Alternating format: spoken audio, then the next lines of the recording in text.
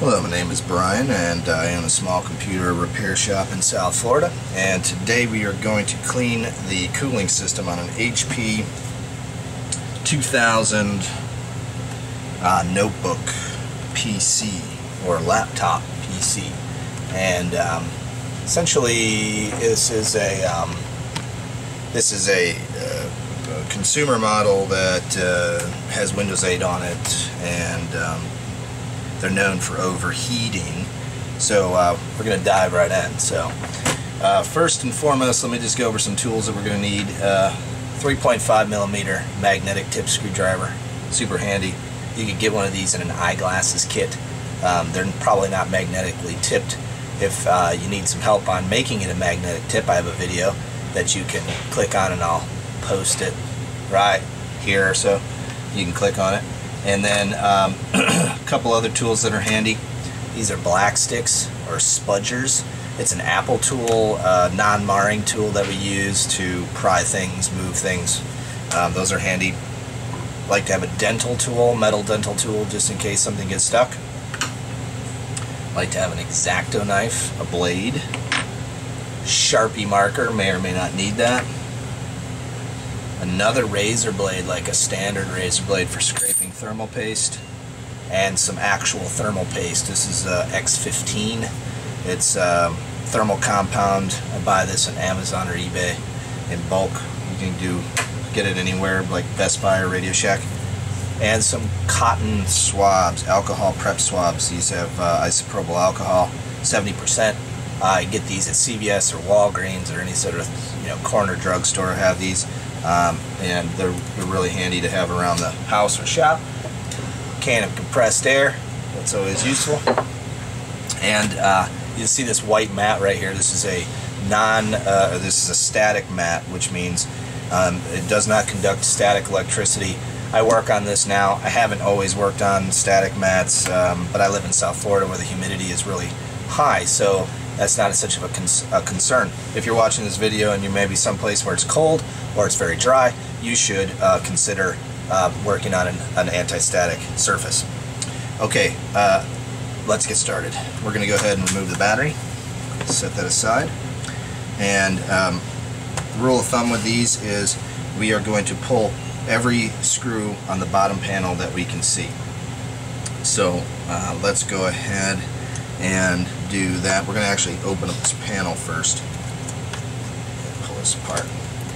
One thing I forgot to mention is my little bin. I keep this bin right here. It's like a organizational bin. I get these at Home Depot or Lowe's for like $2, and then I put labels on them so I keep myself organized. I've done this thousands of times, and I don't care to remember where I put my screws.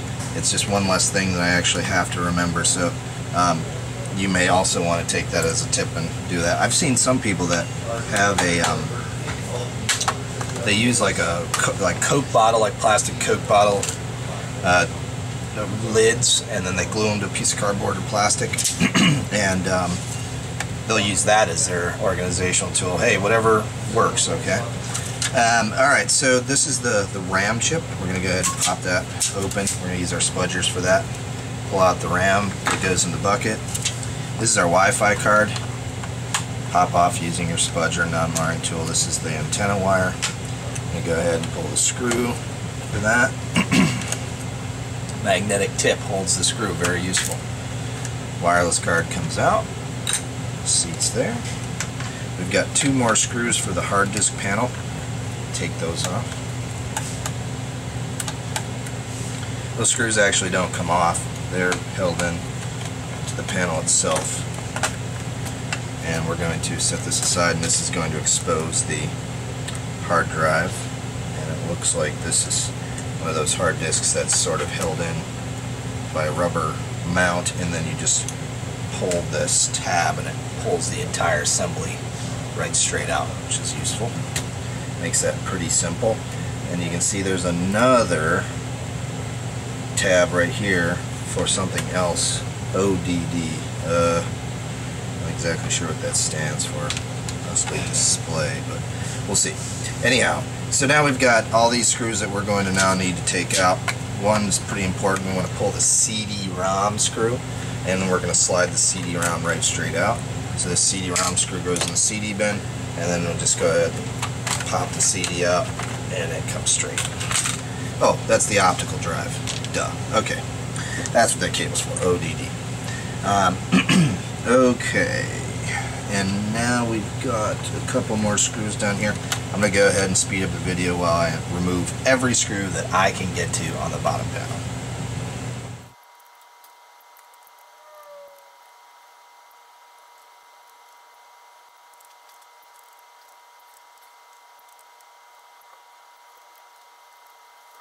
Okay, we've now pulled every screw that we can see on the bottom of this panel. Notice how I've gone over it a couple of times, and that's because I always miss a screw. It's true, I miss one, and it's possible that I've missed one here, but let's hope not. So, and these laptops actually are quite interesting. Once you pull all these screws off, the next step is actually to remove this keyboard. And this can get a little bit tough to do. And that's why I like these dental tools, because these keyboards actually have like a little tab that you have to push to sort of release. You know, it's kind of hit or miss. You can get your screwdriver down there, push in that tab, and then it's supposed to pop up. So.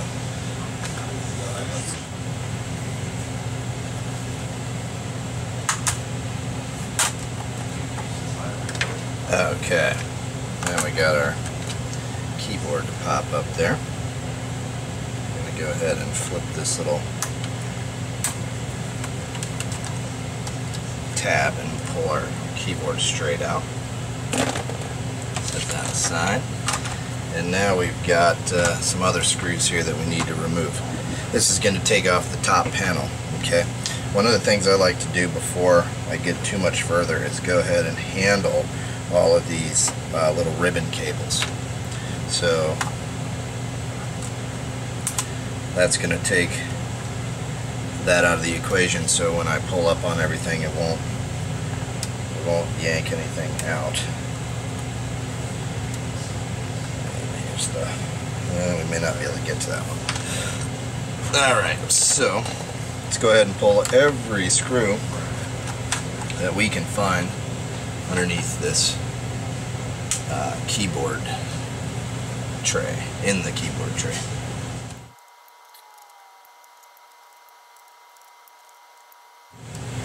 This ribbon cable right here is actually glued down to that top panel. Just be aware of that. And it looks like you got to pull the whole top panel before you can go much further with that. So we're going to go ahead and, this is a silver screw, it's a little bit different, so I'm going to take my Sharpie marker and just make a little dot, but that's an M2x4 screw, and the rest of these are M2.5x4, so it's a little bit different. So that's what the Sharpie marker's for, in case you're wondering. And now we're actually going to remove this entire top panel. This is where the non-marring tool comes in pretty handy. Just need to separate those little clasps there. The whole top panel comes off. And this is the reason why we weren't actually able to get that power cable off, is there's a piece of tape on there. So we're going to go ahead and peel back the tape.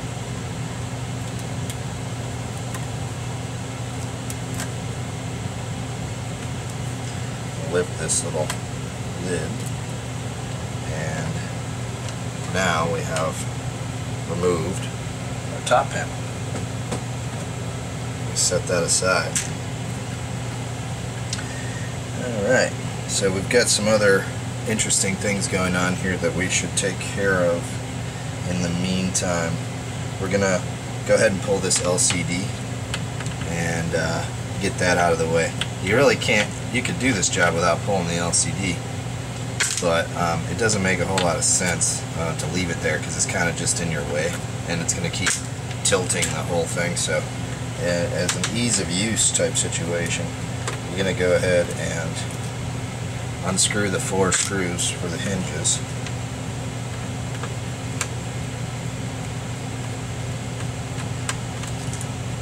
Magnetic tip screwdriver comes in handy there.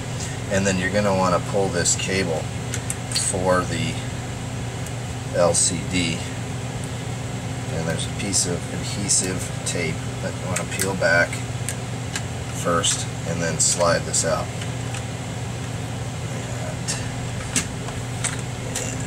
I missed a screw, couldn't see it.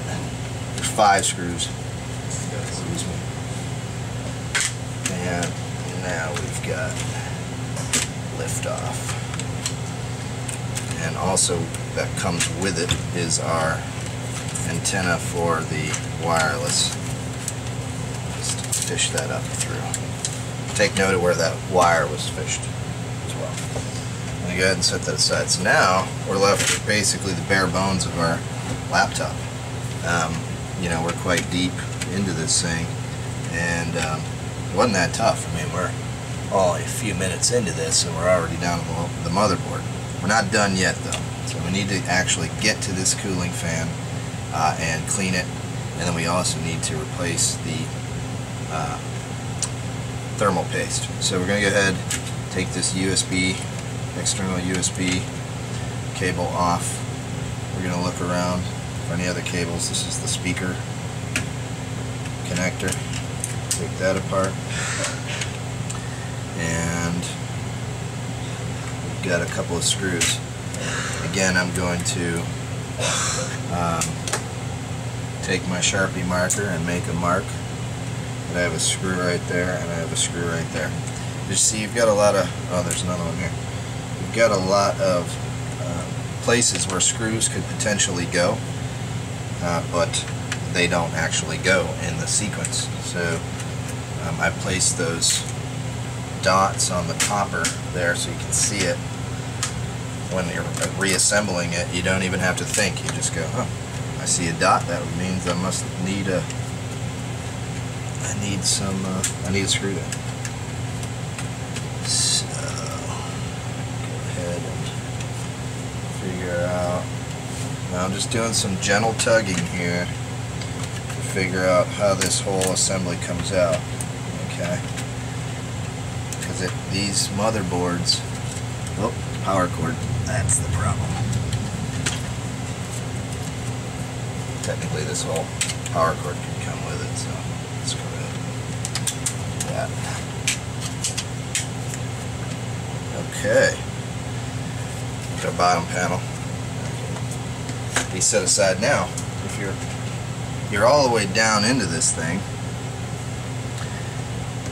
if you were replacing the power jack, which is this piece right here, you would just go ahead and unplug it from this plug and find the part number, order it, and replace it. You're already down into this thing that far, and you needed that, and say this was loose or not charging, you might as well do that as well. In this case, we're actually in here to go ahead and fix the overheating issue on this laptop. So that's why we're here, and that's why we're going to go ahead and move forward. All we have left now in this process is to take and remove this fan .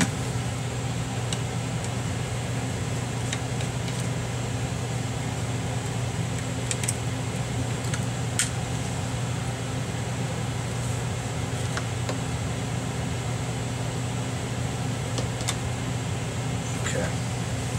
And we are going to also remove the heatsink. Actually, the heatsink and the fan look like they're all kind of one. So we're going to go ahead and remove this heatsink. 4 screws, and they don't come out. They're spring loaded. They're going to stay right with the whole unit. And we are going to lift up, and there's our cooling system. Now we're going to take this opportunity to blow this one clean. And this is the CPU here. We're going to take our black stick and we're going to scrape away this thermal paste. This thermal paste is actually in really good shape for what it is. Grab a paper towel here.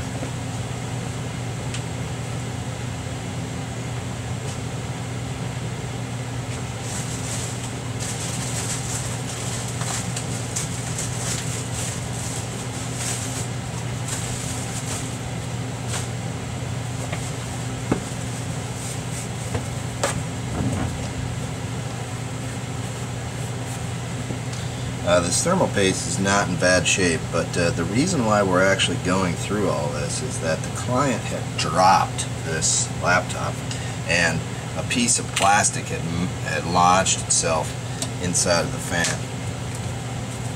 And so we got rid of that, and actually I heard it fall out while I was doing the process.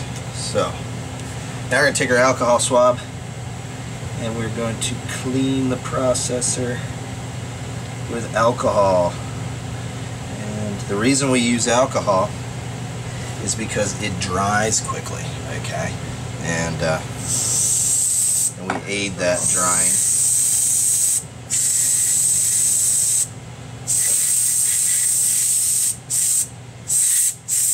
A little bit of compressed air. And then we're going to also go ahead and use our big old fat razor blade and remove the excess thermal paste, thermal compound. Very gently, because copper is a soft metal. Okay, we don't want to scratch it. Just want to clean it as if you were cleaning a window. And then take a alcohol swab and go ahead and clean that whole thing, and that's good. Okay. If you're wondering, this is the GPU, the graphics processor, and it looks like it's okay, so we're going to go ahead and leave it in place, and not that we can do much with it anyway, I guess. And now we're going to reapply some thermal paste. I use this X15. Arctic silver is good too. There's all kinds of stuff that you can use. In this case, we're going to use X15, and I'm going to use the grain of rice method, which means I'm going to recreate a grain of rice right on top of the processor cooling stand. So here we go. Grain of rice, and we're done with that. Now we're going to set our cooling system right back on top, and you'll notice there's some numbers right by these screws. That's the order in which you're going to tighten them. So that's screw number 1. This is screw number 2. Screw number 3. And screw number 4.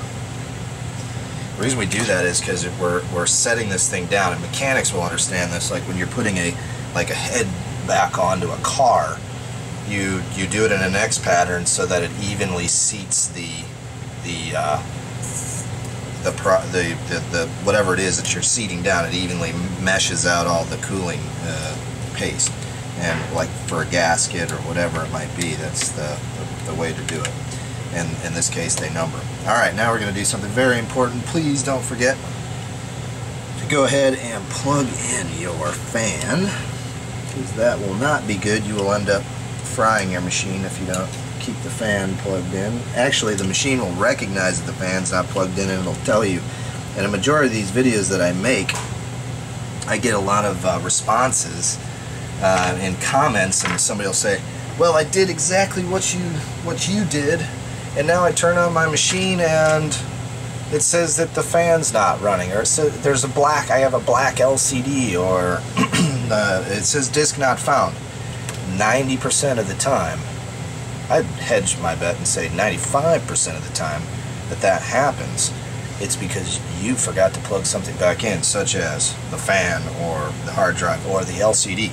So just make sure that you're taking note of what you're doing and going slow. There's no reason you have to go fast. We're not in any rush.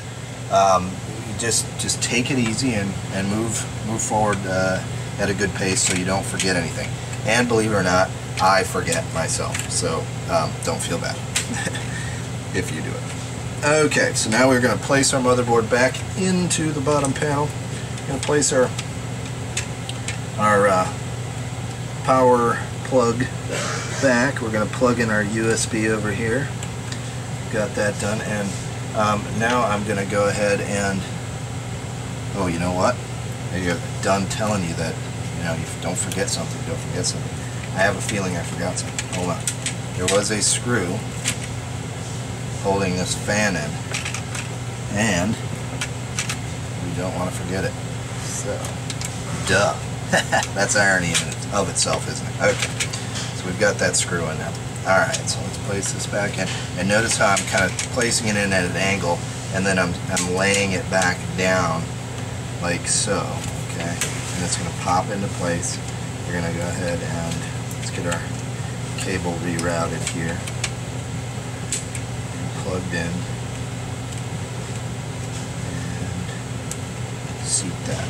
Okay, now all I have to do is look at my my black dots and say I've got to put a screw right here. Got it. Put a screw right here. Got it. And I got one more screw in that bin, and I got it.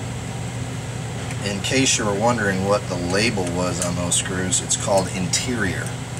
I have a bin that in my organizer that just says interior, and that means any screws that come out of the interior on the motherboard then find their home there, okay, into that space. Okay, and notice I also plugged in the speakers. If you forget to do that, you won't have any sound. That would be bad. Okay.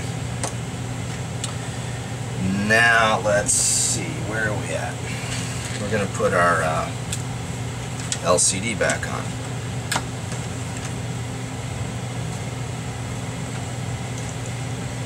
Alright. These LCDs you kind of have to fish down in, depending on the angle of the hinge there. Angle it back down in. And don't have to worry so much about the Wi-Fi wire just yet. We're going to go ahead and get a screw in each side.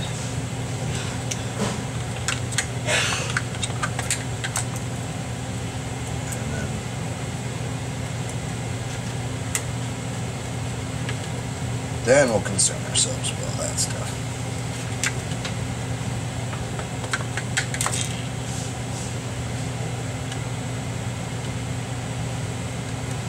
You can see that little tight space that I got my screwdriver into right there with my magnetic tip on my screwdriver. That makes that really simple because a lot of times you actually aren't going to have an extra set of hands to do this, and to have a magnetic tip, it's almost like actually having another set of hands, which is nice. So that's why I say go for that magnetic tip, and you can do it with like pretty much any household item. If you watch that other video I have on how to do it, it's actually really kind of cool. The process and the science behind it is actually really neat. Okay. This cable is routed somewhere. They kind of look. It's got to pop out there. Totally doable. I need to pull this USB cable, just give us a little bit of room. Fish it back down in.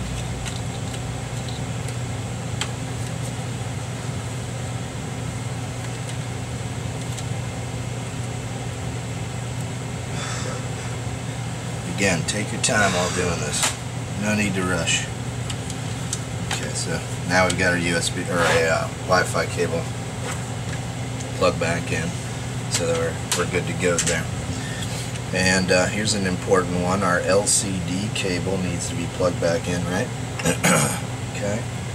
I'm gonna go ahead and plug that back in and reapply the tape. And then also, while you're doing this, you just want to notice that the cables have various routes in which they are supposed to be, and if you don't follow that, you will have a bad time trying to get your machine to go back together. So don't rush, don't just yank, don't just pull. You want to kind of pay attention. And but I am one of those people that believes that anybody can do this type of work as long as they have the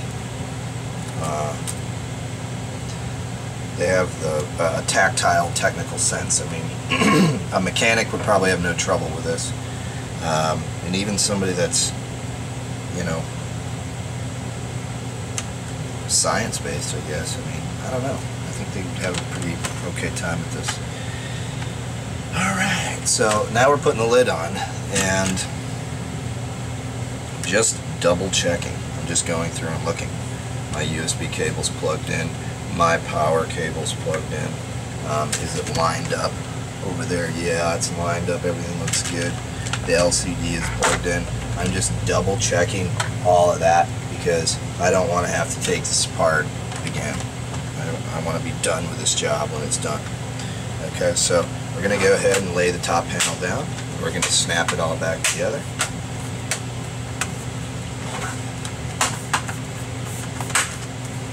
Snap, snap, snap. Oh, you know what? Probably be easier to put that power ribbon cable in with this top panel up. So let's go ahead and do that. It would be possible to do it without this lid on, but I think it's going to be easier to do it this way. And I think that's the reason why they actually give you this much ribbon cable, is so that you can fish it down through here, right? Fish it down through here, lift this little lid on that ribbon cable, push it in, and clasp it down, and then while you're doing this, pushing it down, you feed the remainder back through. I think that's the thought behind engineering it that way, was that it'd be easier to reassemble that way. And it was. Okay. Now we can clap this down. Okay. Let me go ahead and put this other ribbon cable in so we don't forget. And now, excuse me, I had a little bit of an allergy issue lately. We're going to go ahead and put all the screws back.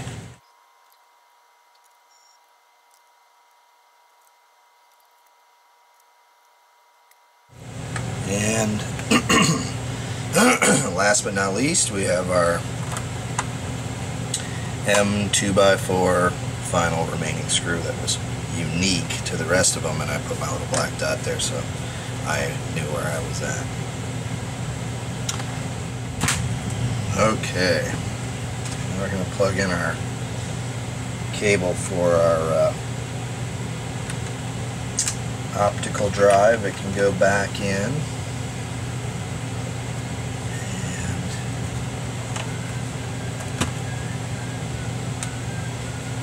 Probably should put the keyboard back in at this point, I guess. Oh, screw it.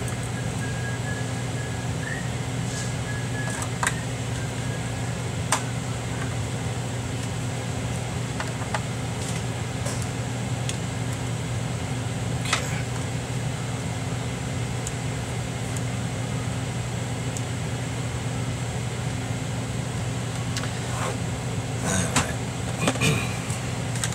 Go ahead and put the keyboard back in.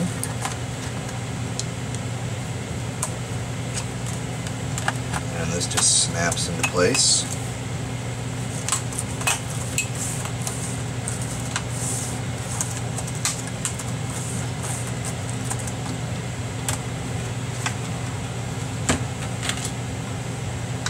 Put our CD-ROM back in.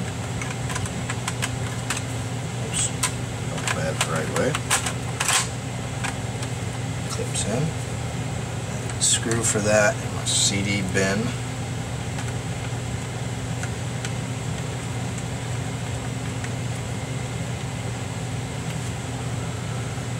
Okay.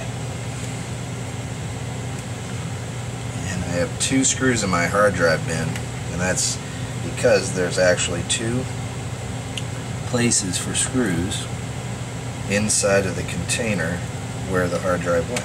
So just go ahead and use that. The rest of these are bottom panel screws, so we're going to go ahead and replace all of those.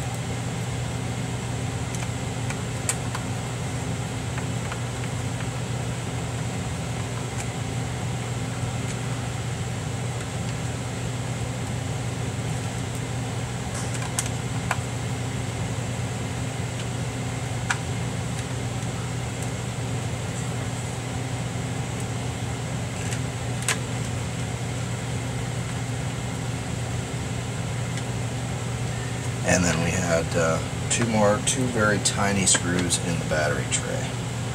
I actually have a bin in my organizer called battery tray. So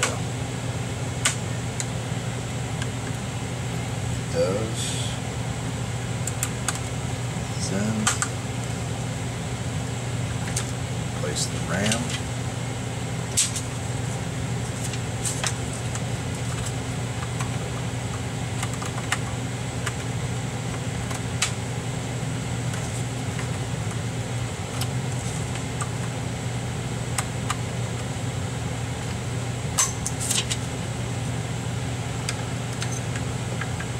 Place the Wi-Fi card.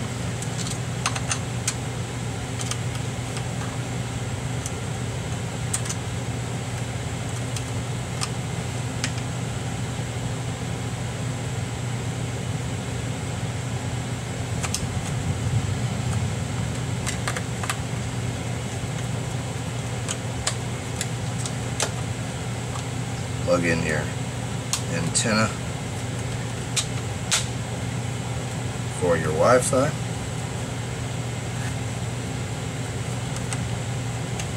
This is your hard drive. Goes in place.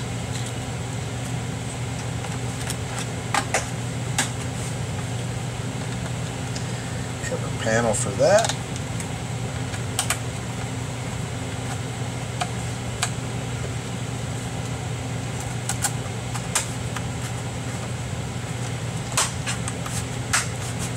See the broken plastic there.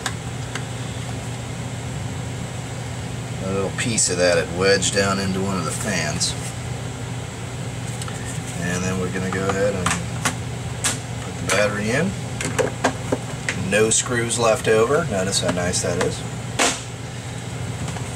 And I don't know if this thing has any juice or not. Probably not.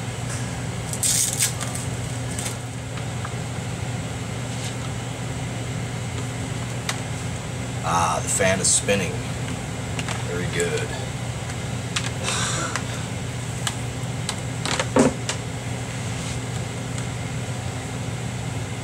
Alright. There she goes.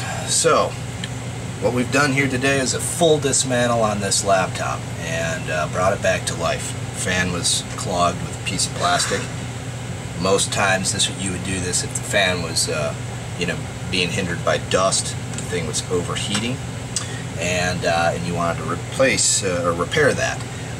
Please like my videos. Please subscribe if you're into computer repair. You want to learn more about this industry. I do a lot of help videos, self-help tech videos, do-it-yourself type stuff, and it could be useful to you.